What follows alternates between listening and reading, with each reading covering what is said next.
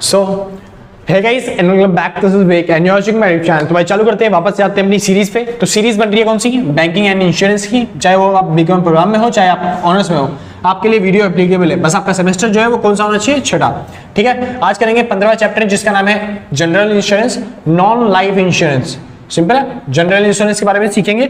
हमने पहला सीखा था लाइफ, दो तरह के इंश्योरेंस होते हैं, एक लाइफ इंश्योरेंस और दूसरा क्या होता है? जनरल इंश्योरेंस, है ना। लाइफ इंश्योरेंस पढ़ चुके हैं हम ऑलरेडी। अब चालू करेंगे जनरल इंश्योरेंस के बारे में, यानी कि बाकी जितने भी और इंश्योरेंस होते हैं वो इसमें पढ़ेंगे। यानी आज हम सीखेंगे कि क्या बोलते हैं, लॉस बाय फायर क्या होता है, लॉस बाय मरीन क्या होता है, ठीक है। या फिर अगर आपको लॉस हो रहा है किससे, मोटर व्हीकल से, तब इंश्योरेंस कैसे करवाते हैं। या फिर आपको हेल्थ का इंश्योरेंस करवाना है तो वो हेल्थ का इंश्योरेंस कैसे करवा सकते हो। मतलब जितने भी इंश्योरेंस होते हैं, मिसलेनियस जो भी इंश्योरेंस बच गए, वो सारे इंश्योरेंस आज की वीडियो में खत्म करेंगे। ठीक है भाई, हाँ जी। तो शुरू करते हैं। और शुरू करने से पहले सर, अगर किसी को नोट्स परचेज करना है तो आप आराम से इस नंबर पर कांटेक्ट करके नोट्स परचेज कर सकते हो। बस कोशिश करना कि आप कॉल ना करो कि कभी हम बिजी मिलेंगे, कभी आप बिजी मिलोगे, तो बात नहीं हो पाएगी। आप व्हाट्सअप करो, हम जल्दी से जल्दी रिप्लाई देने की कोशिश करते हैं, कोई दिक्कत नहीं है। आप मेरे भाई से कॉन्टेक्ट करना, देवेश से, हाँ जी, आपको नोट्स मिल जाएंगे। जो भी मिनिमम अमाउंट होगा आप पेमेंट करके नोट्स परचेज कर सकते हो। सिंपल ना, ठीक है। हाँ, टेंशन मतलब, मेरे को पता है मेरी राइटिंग बहुत गंदी है, तो मैंने अपनी राइटिंग में नहीं बनाई नोट्स, ठीक है। और मैंने कंप्यूटर टाइपिंग में बना रखे ताकि आपको कोई दिक्कत ना हो कोई चीज पढ़ने में, ठीक है। और जो बच्चे कहते हैं भाई कि आपकी राइटिंग बहुत अच्छी है, बुरा मत मानो, तो सर सच बता रहा हूं, दिल से थैंक यू। मगर क्या करें, थोड़ी सी कईयों को लगती है थोड़ी सी गंदी राइटिंग, तो मैं पहले कह देता हूँ कि मेरी राइटिंग गंदी है, ठीक है। हाँ, वो लड़कियां होती नहीं है जिनकी थोड़ी सी अच्छी अच्छी राइटिंग होती है, मतलब सुंदर सुंदर सी, उनके हिसाब से तो मेरी कुछ नहीं है भाई। शुक्र है फिलहाल। तो शुरू करते हैं भाई, आते हैं अपने टॉपिक पे। तो आज हमें सीखना है भाई, थोड़ी तबीयत सी वैसे ढीली हो रही है, तो फिर मन नहीं कर रहा वीडियो बनाने का, मगर फिर भी आपके एग्जाम आ रहे हैं तो बनानी पड़ रही है।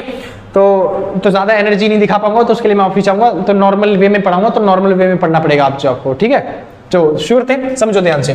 बात आती है जनरल इंश्योरेंस क्या होता है। तो जनरल इंश्योरेंस क्या होता है? Insurance other than life insurance. जो लाइफ इंश्योरेंस है उसको छोड़ के जितने भी इंश्योरेंस है वो क्या कहलाएंगे? General insurance. जैसे अगर आपने अपनी जीवन का बीमा करवा रखा है, लाइफ का इंश्योरेंस करवा रखा है, तो वो तो लाइफ इंश्योरेंस बन गया। उसके अलावा अगर आप किसी भी चीज का इंश्योरेंस करवाते हो, जैसे अपने गर्दन का, अपने गले का, अपनी हेल्थ का, अपने गाड़ी का, अपने बंगले का, अपने घर का, किसी भी चीज का इंश्योरेंस करवाते हो तो वो बन जाता है जनरल इंश्योरेंस। लाइफ के अलावा कोई भी इंश्योरेंस करवाया तो क्या बन गया? वो जनरल इंश्योरेंस। सिंपल है, हाँ जी।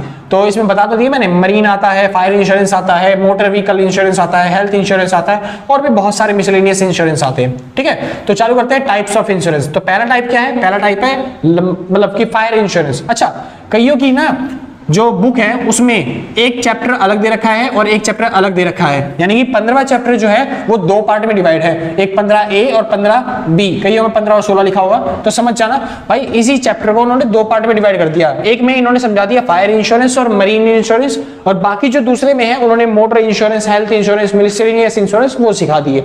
मैं एक ही वीडियो के अंदर दोनों चैप्टर कवर करूंगा, ठीक है ना। तो शुरू करते हैं, समझो। पहला आता है फायर इंश्योरेंस। फायर इंश्योरेंस क्या होता है? अगर किसी को भी चोट लगती है या फिर कोई दिक्कत होती है, किसकी वजह से? फायर की वजह से, आग लगने की वजह से, तो उस टाइम पे वो क्लेम कर सकता है। ऐसा इंश्योरेंस क्या कहलाता है? Fire insurance. सिंपल सा भाई, ठीक है। शुरू करते हैं। स्कोप, भैया फायर इंश्योरेंस कब कब करवा सकते हैं? तो अगर आपको खतरा लग रहा है कि आप धुआं उठा सकते हो, आप आग लगा सकते हो, मतलब ऐसा नहीं कि कोई स्टेज पे गया तो आग लगा दी, मतलब एक्चुअल में अगर आपको लगता है कि आग से खतरा है आपको या फिर आपके घर को, तब आप उस टाइम पे फायर इंश्योरेंस करवा सकते हो।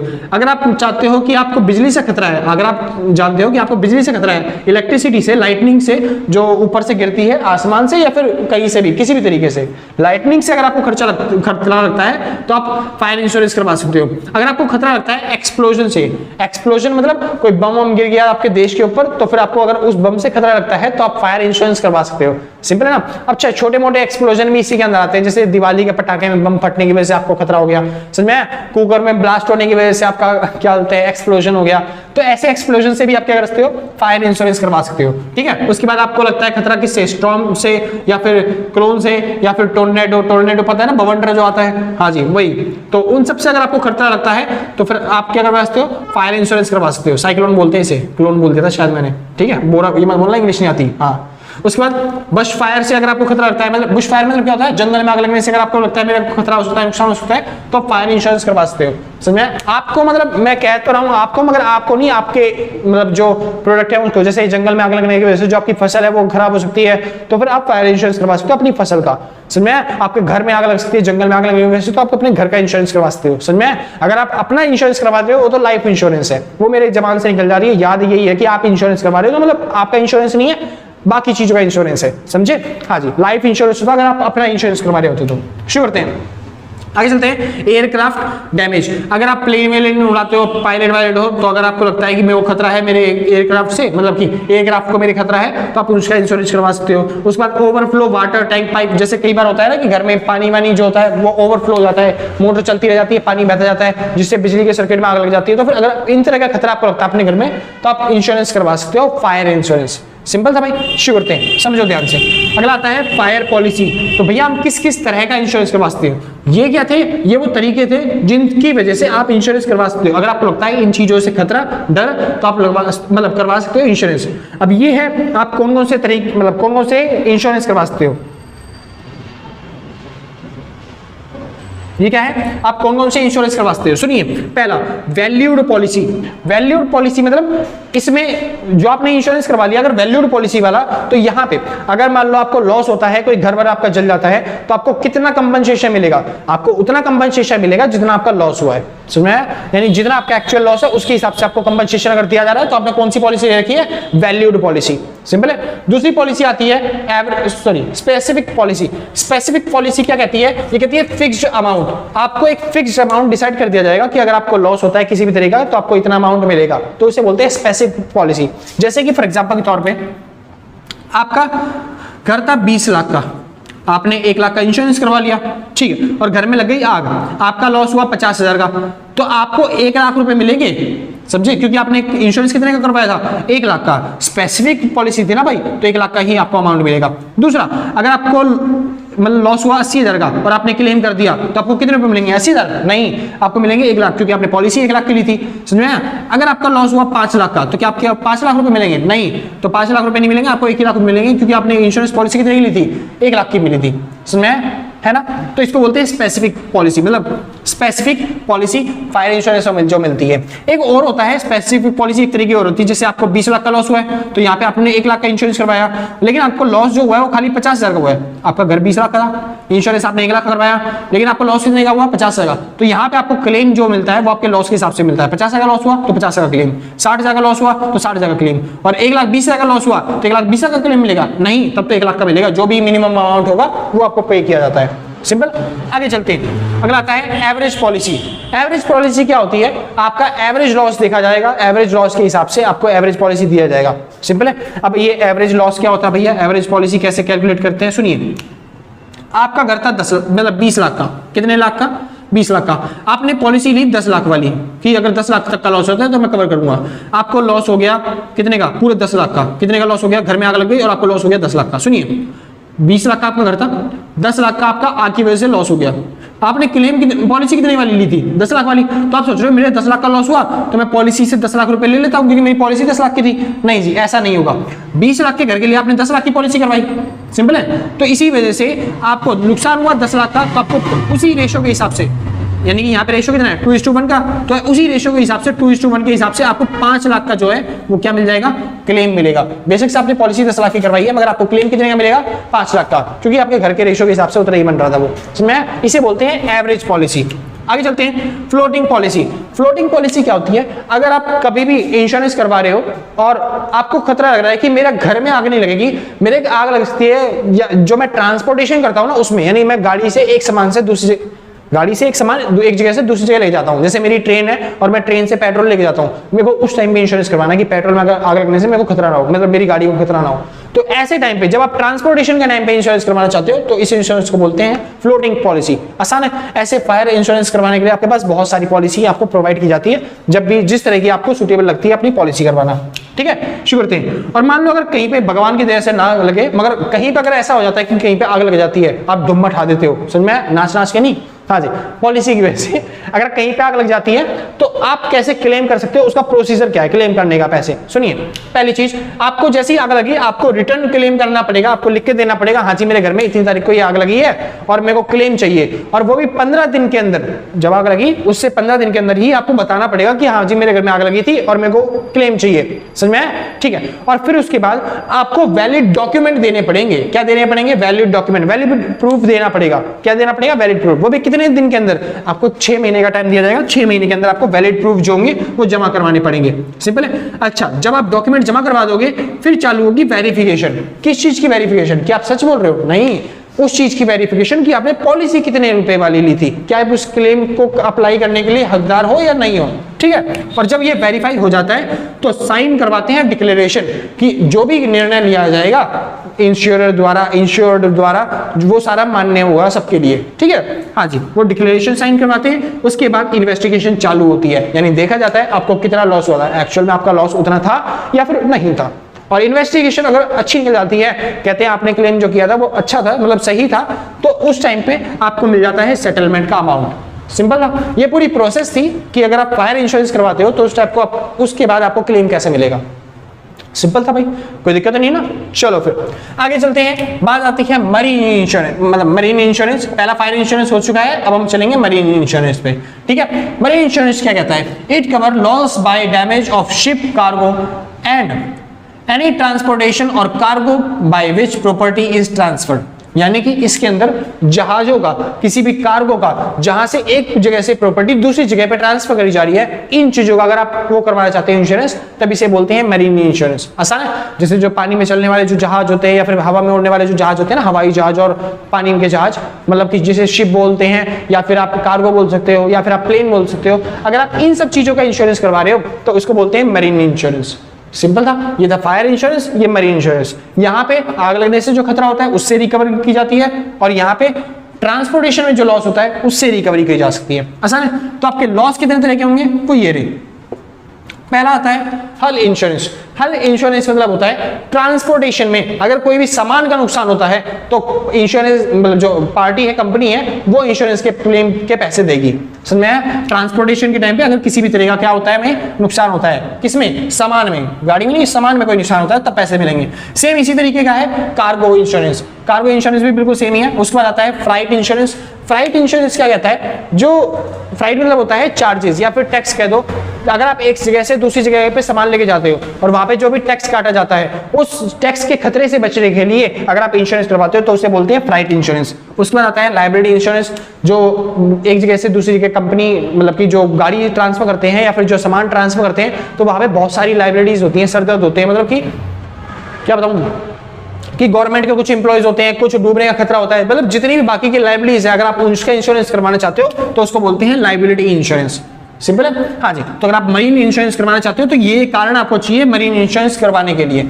ठीक है। अच्छा, आप कौन कौन से मरीन इंश्योरेंस करवा सकते हो? तो पहला इंश्योरेंस, पहला आता है वॉयज पॉलिसी। वॉयज पॉलिसी कैसी होती है? वो कहती है वो खाली ट्रांसपोर्टेशन की जिम्मेदारी लेंगे। जैसे अगर आपका माल दिल्ली से जा रहा है, दिल्ली से कह रहा हूं, अगर आपका माल मुंबई से जा रहा है, कहां पे? केरला, तो आपका माल मुंबई से केरला जा रहा है, यानी कि समुद्र के रास्ते से जा रहा है, तो मुंबई से निकलने के बाद मतलब केरला तक पहुंचने से पहले जो भी ट्रांसपोर्टेशन के टाइम पे अगर कोई दिक्कत होती है तो वो झेलेगी कौन? Voyage policy. आसान था, कोई दिक्कत नहीं। यानी ट्रांसपोर्टेशन में कोई दिक्कत है तो कौन देखेगी? Voyage policy. आगे चलते हैं, अगली आती है टाइम पॉलिसी। टाइम पॉलिसी क्या कहती है कि कुछ टाइम के लिए हमने पॉलिसी करवा रखी है। जैसे हमने 2 दिन के, हमारा ट्रांसपोर्टेशन 4 दिन चलने वाला है, तो हमने 4 दिन के टाइम के हिसाब से कि अगर मेरे को 4 दिन के अंदर कोई लॉस हुआ तो वो सारा कवर कौन करेगी? वो क्या बोलते हैं, पॉलिसी करेगी, टाइम पॉलिसी। समझ में? मरीन इंश्योरेंस की टाइम पॉलिसी हमारा कवर कर देगी अगर 4 दिन के अंदर लॉस होता है। सिंपल है ना। हाँ जी। जहां पे क्या होता है, जैसे ये वाली पॉलिसी कब करवाते हैं? Voice policy. फॉर एग्जांपल के तौर पे आपको लगता है कि ना रास्ता बहुत लंबा है, रास्ते में ना हम फिक्स नहीं करवा सकते कि 4 दिन लगेगा या 5 दिन लगेगा, हाँ, तो हम पॉलिसी करवा सकते हैं कि एक जगह से दूसरी जगह पहुंचने तक का जितना भी लॉस होगा वो कवर कर जाएगा इसमें। सिंपल है। ठीक। अब ये वाली पॉलिसी कब करवाएंगे? Time policy. जब हमें पता है हमारा रास्ता तो छोटा है लेकिन हमें पता नहीं है कि कब सामने वाला ऑर्डर देगा, कब हम यहां से निकलेंगे, तो टाइम का कुछ मतलब जैसे कि जैसे कि हमारा रास्ता कहीं पे क्या होता है, कई बार लंबा होता है, तो रास्ते लंबे के इंश्योरेंस की वजह से खर्चा भी इंश्योरेंस के ज्यादा आएगा। तो कई बार हम सोचते हैं कि हम टाइम का इंश्योरेंस करवा लेते हैं, कि हम इस टाइम से लेके इस टाइम तक का इंश्योरेंस करवा लेते हैं, कि हम किसी भी रास्ते से लेके जाएं, किसी भी रूट से लेके जाएं, अगर इस टाइम के अंदर हमको लॉस होता है तो उस टाइम पे कवर कौन करेगा, टाइम पॉलिसी। आगे चलें, अगली आती है मिक्स्ड पॉलिसी। मिक्स्ड पॉलिसी मतलब अगर आप दोनों तरह की पॉलिसी ले लेते हो, टाइम की वजह से भी और क्या बोलते हैं अगर आपको लॉस हो किसकी वजह से, ट्रांसपोर्टेशन की वजह से भी, तब आप कवर ले लेते हो उसके लिए, तो उसे बोलते हैं मिक्स्ड पॉलिसी। अगला आता है वैल्यूड पॉलिसी। वैल्यूड पॉलिसी मतलब क्या होता है, मेरी मतलब गाड़ी के अंदर या फिर जो शिप है उसके अंदर जितना भी सामान रखना है रखा हुआ है, उस अगर सामान का आप इंश्योरेंस करवा लेते हो तो उसे बोलते हैं वैल्यूड पॉलिसी। तो जितना सामान का लॉस होगा उतनी आपको अमाउंट मिलेगी इंश्योरेंस की, तो इसलिए बोलते हैं अकॉर्डिंग टू लॉस के हिसाब से आपको अमाउंट दिया जाता है किसमें, वैल्यूड पॉलिसी में। Last open policy. Open policy ज्यादातर कंपनी वाले करवाते हैं जिनका ट्रेड बहुत ज्यादा चलता रहता है, जैसे वो 12 महीने के लिए अपनी जहाज का करवा लेते हैं इंश्योरेंस, 2-2 साल के लिए इंश्योरेंस करवा लेते हैं कि अगर 12 महीने के अंदर 2 साल के अंदर कोई भी दिक्कत हुई किसमें, शिप में, तो फिर वहां से कहां से पैसा मिल जाएगा, उसका कहां से भरपाई हो जाएगी, इंश्योरेंस कंपनी से। सिंपल है, तो इसे बोलते हैं ओपन पॉलिसी, जिसमें हर तरह के जो लॉस है वो कवर किए जाते हैं, मतलब वाइडर एरिया होता है ओपन पॉलिसी का। शुरू करते हैं, बात आती है वारंटी। ओ सॉरी सर, मैंने भूल गया, मैंने पढ़ा दिया मगर दिखाया नहीं था आपको, नीचे वाला पार्ट है ना, तो देख लो थोड़ा सा, देख लो भाई क्या क्या लिखा हुआ इधर, ठीक है, दोबारा दूं, हाँ जी। तो ये था रिटर्न क्लेम पहले आपको फाइल करना पड़ेगा अगर आप इंश्योरेंस लेना चाहते हो 15 दिन का, उसके बाद विद प्रूफ आपको जमा करवाना पड़ेगा, और वो भी प्रूफ कितने महीने के अंदर, 6 महीने के अंदर जमा करवाना है। उसके बाद वो चेक करेंगे कि आपने पॉलिसी ले रखी थी या फिर नहीं ले रखी थी, आप क्लेम करने के लिए एप्लीकेबल हो या नहीं। उसके बाद साइन डिक्लेरेशन किया जाएगा, मतलब कि साइन आपको करने पड़ेंगे डॉक्यूमेंट्स पे कि हाँ जी मैं पॉलिसी कर रहा हूँ और वो भी इतने का लॉस हुआ है, मेरी तरफ से सारी जो डिटेल है, इन्फॉर्मेशन है वो सही है। उसके बाद इन्वेस्टिगेशन बिठाई जाएगी, इन्वेस्टिगेशन मतलब चेकिंग करी जाएगी आपने जो लॉस बताया था वो उतना ही है या फिर कम है उससे ज्यादा लॉस, और उसके बाद सेटलमेंट कर दिया जाएगा, आपको पेमेंट दे दी जाएगी जो भी आपका लॉस हुआ है उसकी। सिंपल था, यहाँ पे ये टॉपिक खत्म हो गया। तो सॉरी सर मैं भूल गया था बाद में, तो अब समझा दिया, ठीक है। तो शुरू करते हैं, वापस आते हैं अपने टॉपिक पे, है ना। चलो आपने इतना सीख लिया, चलते हैं अब मरीन इंश्योरेंस पे, मतलब वारंटीज पे। तो वारंटीज कोई पॉलिसी नहीं है, जैसे यहाँ पे था ना हम सीख रहे हैं टाइप्स ऑफ पॉलिसी, हमने पहले सीखी फायर इंश्योरेंस, मरीन इंश्योरेंस, तो ये कोई इंश्योरेंस नहीं है, बस एक टॉपिक था तो मैं समझा दे रहा हूँ। वारंटी क्या होती है, अगर आपको लगता है कि मेरा कोई खतरा होने वाला है या फिर मेरे को कोई लॉस होने वाला है, तो उससे बचने के लिए जो भी आप क्या बोलते हैं पहले से ही क्लेम ले लेते हो कि भाई जो भी होगा जिससे मैंने सामान खरीदा है वही उसका देखिएगा। जैसे कि हमने वारंटी क्या होता है, आपने कोई सामान खरीदा, उस टाइम पे आपने बोला भाई अगर ये काम हो गया तब तो ठीक है, और अगर ये काम नहीं कर पाया तो उसके पैसे तुम्हें को वापस देगा, अपना सामान वापस ले जाएगा या फिर अपनी जो चीज है उसको ठीक करके देगा। सिंपल है, हाँ जी। तो इसी को बोलते हैं वारंटी। वारंटी से मतलब क्या है कि अगर आपका सामान मतलब काम हो चाहे ना हो, अगर कोई लॉस होता है उसके दौरान किसी भी चीज के अंदर, तो वो जो कंपनी है उसे ठीक करके देगी, उसकी भरपाई करके दे देगी। सिंपल है। तो वारंटी क्या होता है, it means promissory warranties by which insured undertakes that some particular thing will or will not be done or that some conditions will be fulfilled। मतलब कि वारंटी कहती है कुछ कंडीशंस के हिसाब से, मतलब वारंटी क्या है, एक प्रॉमिसरी नोट है या फिर प्रॉमिसरी वारंटी है कि मैं प्रॉमिस करता हूं आपकी चीज खराब नहीं होगी। तो अगर आप कोई काम करते हो या फिर ना भी करते हो और चीज में कोई दिक्कत हो जाती है तो फिर वहां पे कंपनी वाले आपको वो चीजें ठीक करके देंगे। शुक्र है। और जो वारंटी है वो दो तरह की होती है, एक्सप्रेस्ड और इम्प्लाइड। एक्सप्रेस्ड वारंटी जहां पे रिटन डॉक्यूमेंट में लिखी जाता है कि भाई मैं इस चीज की वारंटी देता हूं, और अगर कहीं पे कुछ चीज नहीं लिखी गई है तो वो बन जाती है इम्प्लाइड वारंटी। कुछ आगे बताया नहीं गया, बस खाली एक्सप्रेस्ड और इम्प्लाइड के बारे में बताया था, तो जितना मैंने बताया था बुक में उतना ही लिखा हुआ है। तो एक्सप्रेस वारंटी क्या होती है, जिसमें रिटन डॉक्यूमेंट में लिखा होता है कि हम आपको ये वारंटी देते हैं इस चीज से, खतरे के नुकसान के बदले में आपको मुआवजा मिल जाएगा।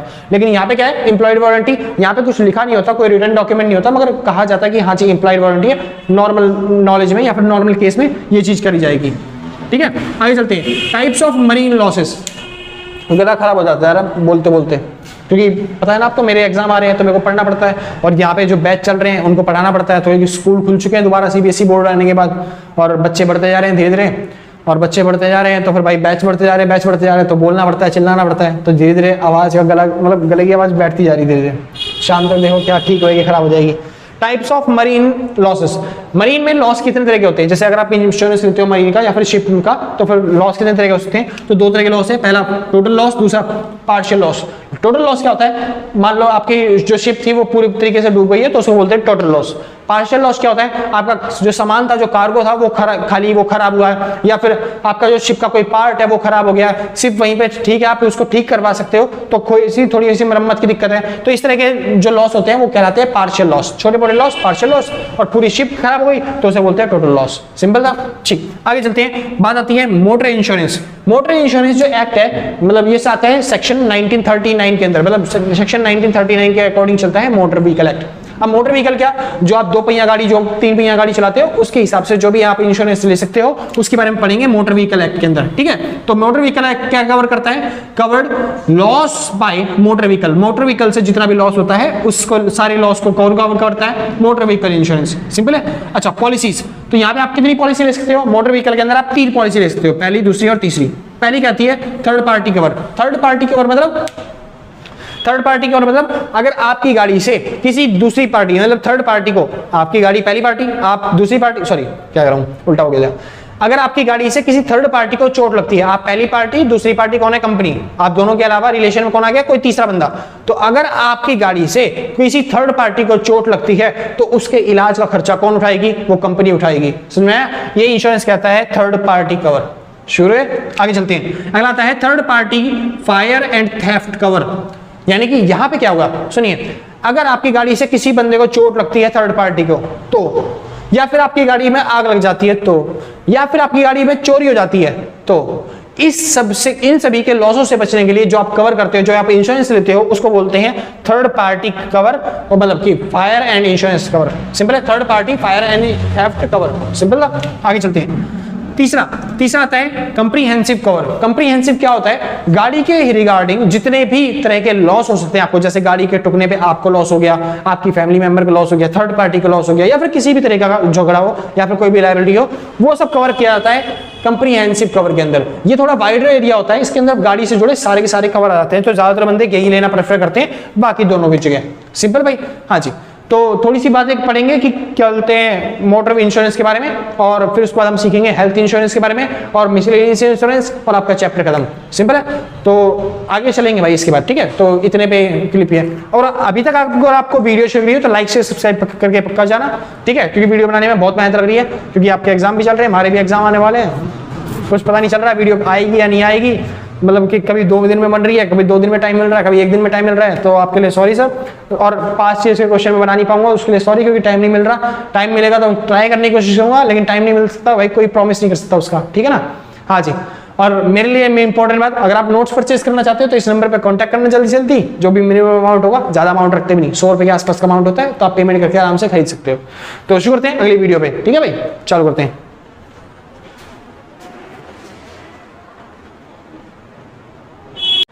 हाँ भाई, शुक्र है, और खत्म भी। चलो फिर तो शुरू करते हैं, वापस आते हैं अपने टॉपिक पे। ठीक है, हाँ जी। Important points to consider when buying a motor insurance policy. तो जब आप गाड़ी का इंश्योरेंस लेने जा रहे हो, मोटर व्हीकल इंश्योरेंस लेने जा रहे हो, तो उस टाइम पे क्या क्या चीजों का ध्यान रखना है आपको, उन चीजों के बारे में पढ़ते हैं। ठीक है, तो पहली चीज इंश्योर्ड वैल्यू और सम इंश्योर्ड, यानी आपने कितने का इंश्योरेंस लिया है और सम इंश्योर्ड कितने का है आपका, वो ध्यान रखना है। फॉर एग्जांपल के तौर पे आपकी मान लो 10 लाख की गाड़ी है, तो आपने मान लो 1 लाख का लॉस हुआ, मतलब 1 लाख का इंश्योरेंस लिया है, तो अगर आपको गाड़ी वाड़ी का कोई एक्सीडेंट होता है तो आप केवल 1 लाख का ही क्लेम कर पाओगे, समझे? आपकी पूरी गाड़ी इंश्योरेंस नहीं होने वाली। तो आपको थोड़ा ऐसा अमाउंट लेके चलना है कि अगर आपको लॉस हो तो फिर आप झेल सको आराम से उसे। फॉर एग्जाम्पल के तौर पे अगर आपका 10 लाख का लॉस हुआ है, मतलब 10 लाख की गाड़ी है, तो कम से कम 8 लाख तो लेके चलो। ठीक है, तो कुछ लोग क्या करते हैं, खाली 1 लाख का इंश्योरेंस ले लेते हैं, खाली डॉक्यूमेंट में दिखाने के लिए, और क्या बोलते हैं जो भी प्रीमियम अमाउंट होता है वो, ताकि थोड़ा सा छोटा अमाउंट बने प्रीमियम का। सिंपल है ना? तो ये चीज मत करना, ताकि आपका इंश्योरेंस बच सके। तो आपका इंश्योर्ड वैल्यू जो है, या फिर जो सम इंश्योर्ड है, वो ध्यान से रखना, वो अंडर के हिसाब से और ओवर के हिसाब से देख के चलना। अच्छा, अंडर और ओवर के हिसाब से आपको इंश्योरेंस कैसे मिलेगा वो सुनिए। आपकी गाड़ी मान लेते हैं 20 लाख रुपए की है, और अगर आपने इंश्योरेंस लिया है 10 लाख रुपए का, कितने का? 10 लाख रुपए का, और आपने इंश्योरेंस लिया है अंडर वाला। फॉर एग्जांपल के तौर पे आपका लॉस हो गया अगर 8 लाख का, तो आपको क्या 10 लाख रुपए मिलेंगे? नहीं, आपको मिलेंगे 8 लाख रुपए। अगर आपने ओवर इंश्योरेंस लिया है, मतलब कि 10 लाख का ही आपका लॉस हुआ है, मतलब 10 लाख का आपका इंश्योरेंस लिया और इस बार लॉस हो गया 12 लाख का, तो आपको कितना अमाउंट मिलेगा? इस बार आपको मिलेगा 10 लाख का अमाउंट, क्योंकि आपने मैक्सिमम इंश्योरेंस कितने का लिया था? 10 लाख का। वही तो बताया भाई, इंश्योरेंस किसके लिए होता है? प्रॉफिट के लिए नहीं होता, खाली लॉस को रिकवर करने के लिए होता है। तो आपका जब लॉस हुआ 8 लाख का, तो 8 लाख का ही लो ना, 10 लाख क्यों ले रहे हो? 2 लाख का प्रॉफिट कमाना चाहते हो? नहीं, खाली लॉस को कवर करो। ऐसी सेम यहाँ पे 12 लाख का लॉस हुआ, तो आपने इंश्योरेंस कितने के लिए लिया था? 10 लाख का, कि आपने बोला था कि 10 लाख तक का लॉस होगा तो कंपनी झेलेगी उसे, ठीक है? तो कंपनी 10 लाख तक का झेल रही है, बाकी जो लॉस है वो आपको देखना पड़ेगा। इसमें हाँ जी, आगे चलते हैं। Duty of disclosure.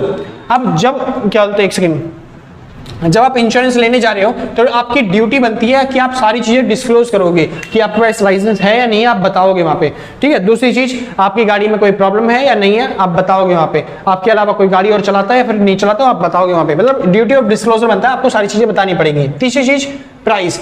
आपको जो प्रीमियम का प्राइस है ना, वो आपकी पॉलिसी के इंश्योर्ड वैल्यू के हिसाब से चलेगा। अगर आपने इंश्योरेंस अमाउंट ज्यादा ले रखा है तो आपका प्रीमियम भी ज्यादा होगा, इंश्योरेंस का अमाउंट कम है तो आपका प्राइस भी क्या होगा? कम होगा। सिंपल है। आगे चलते हैं। Transfer of ownership. अगर आप ओनरशिप ट्रांसफर करते हैं, जैसे कुछ बंदे होते हैं अपनी गाड़ी जो होती है वो बेच देते हैं, ठीक है? तो इन्होंने इंश्योरेंस तो ले रखा है, तो अगर आप गाड़ी बेच देते हो तो 15 दिन का टाइम दिया जाता है आपको। 15 दिन के अंदर आपको बताना पड़ेगा इंश्योरेंस कंपनी को और वो ट्रांसफर कराना पड़ेगा दूसरी पार्टी के ऊपर। इसमें आज अगर आप 15 दिन के अंदर ट्रांसफर नहीं करते इंश्योरेंस का अमाउंट, तो फिर वो इंश्योरेंस कैंसिल माना जाता है। अब वो इंश्योरेंस किसी काम का नहीं है। जो नया बंदा है जिसने गाड़ी ली है उसको अपना इंश्योरेंस अलग से करवाना पड़ेगा गाड़ी का।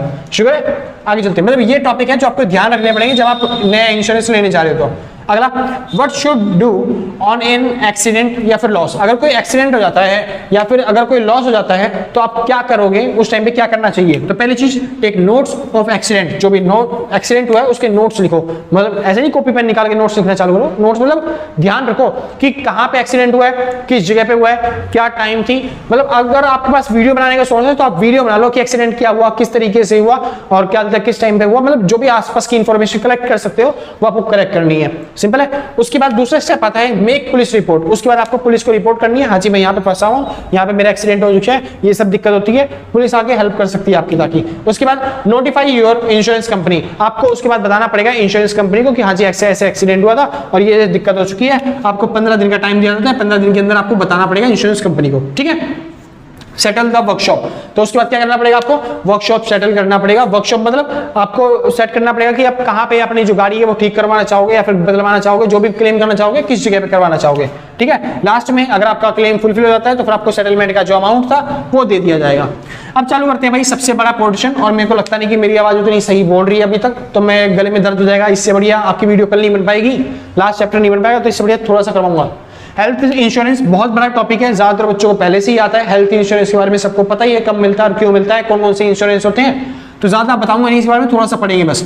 तो टाइप्स ऑफ हेल्थ इंश्योरेंस, कितने टाइप्स के हेल्थ इंश्योरेंस ले सकते हैं? पहला, इंडिविजुअल इंश्योरेंस। अगर आप चाहो तो केवल अपना इंश्योरेंस करवा सकते हो कि अगर आपको कोई बीमारी होती है, लाइफ इंश्योरेंस नहीं, अगर आपकी डेथ होती है तो आपको फैमिली को मिलेगा, नहीं, केवल चोट लगने पे या फिर हाथ पैर का फ्रैक्चर पे तब आप इंश्योरेंस करवा सकते हो उस चीज का। अगला आता है ग्रुप इंश्योरेंस, यानी आप अपना और अपनी फैमिली का पूरे का इंश्योरेंस करवा सकते हो। ओवरसीज मतलब दादा दादी का भी इंश्योरेंस इंक्लूड हो जाता है इसके अंदर। अच्छा अगला चलते हैं हेल्थ प्लस मेडिकल एक्सपेंस। अब आप कई बार लोग इंश्योरेंस तो करवा लेते हैं खाली हेल्थ का, मेडिकल का रह देते हैं। भाई जो दवाइयां मुहैया होती है वो भी तो इंश्योरेंस कंपनी प्रोवाइड कर सकती है। तो अगर आप मेडिकल का भी करवाते हो तो आपको दवाइयां भी मिलेंगी और आपका इलाज भी चलेगा क्योंकि आपने हेल्थ और मेडिकल दोनों करवाया है, ठीक है? इसके बाद अगला होता है group plus health plus medical expense insurance, यानी कि आप यहाँ पे ये फुल फ्लेज होता है कि आप अपनी फैमिली का, अपना हेल्थ भी मेडिकल भी दोनों तरह के आपने इंश्योरेंस करवा लिए। समझ में? ये वाइड कवर एरिया वाला होता है, इसका एरिया थोड़ा स्मॉल होता है। तो इस तरीके से इंश्योरेंस के टाइप्स हैं। उसके बाद दो तरह के इंश्योरेंस होते हैं, एक होता है स्टैंडर्ड इंश्योरेंस और दूसरा होता है यूनिवर्सल इंश्योरेंस।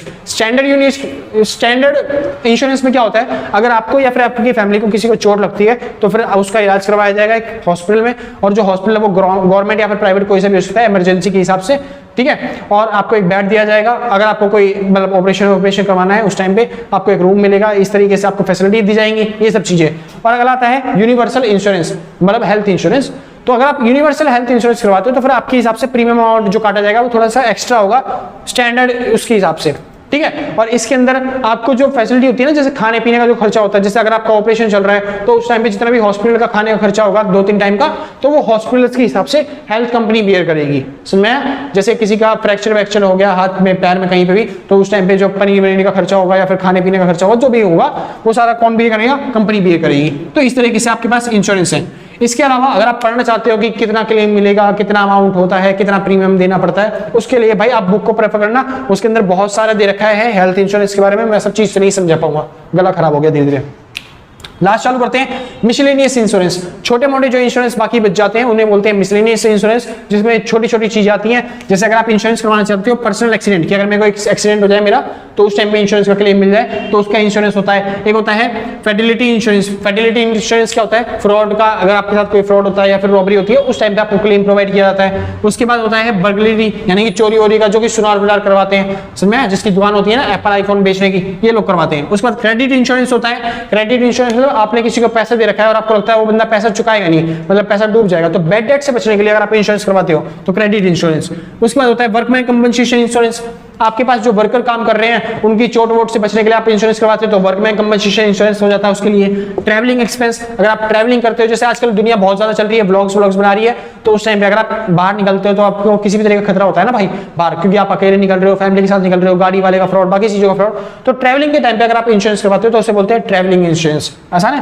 हाँ जी, ट्रैवलिंग के लिए। उसके बाद होता है वेडिंग इंश्योरेंस, की शादी में जितना भी खर्चा हुआ है, जैसे होता नहीं है बड़े बड़े एक्टर करवाते हैं वेडिंग इंश्योरेंस, क्योंकि उनकी करोड़ों की शादी होती है, 50-60 करोड़ की, और वहां पे अगर कोई सी छोटी सी दिक्कत हो गई, यानी कि मान लो दूल्हा क्या दारू वारू पी के आ गया शादी के अंदर, ठीक है, तो अगर किसी भी तरीके का लॉस हो गया या फिर कोई दिक्कत हो गई तो शादी कैंसिल हो सकती है। तो उस टाइम पे जो हमने खर्चा किया 50-60 करोड़ रुपए का, वो सारा बर्बाद हो सकता है। तो इस वजह से वेडिंग में कोई दिक्कत ना हो, उससे बचने के लिए हम क्या करवा के चलते हैं? Wedding insurance.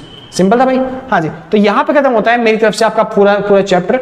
और अगर आपको वीडियो अच्छी लगी हो तो लाइक शेयर सब्सक्राइब करके पक्का जाना। और आपने पहले किसे कर रखा है तो सच बता रहा हूँ सर, शरीर से, गर्दन से, दिल से, फेफड़ों से, गुर्दों से, कलेजे से, ये दुखा हुआ गर्दन है मेरी, इस गर्दन से भी आप सबको थैंक यू है, ठीक है। हाँ जी, और अगर आपने नहीं किया तो कर दो यार, चलो कोई दिक्कत नहीं यार, आराम से बाद में कर दियो, कोई आपत्ति नहीं आ रही है। हम भी यही हैं, आप भी यही हो, मिलते हैं आपके एग्जाम के बाद, ठीक है। तो आज के लिए बस इतना ही, मिलते हैं कल सेम टाइम सेम अगले दिन, और tata bye bye. Same time same जगह, सेम टाइम सेम जगह, कल दिन।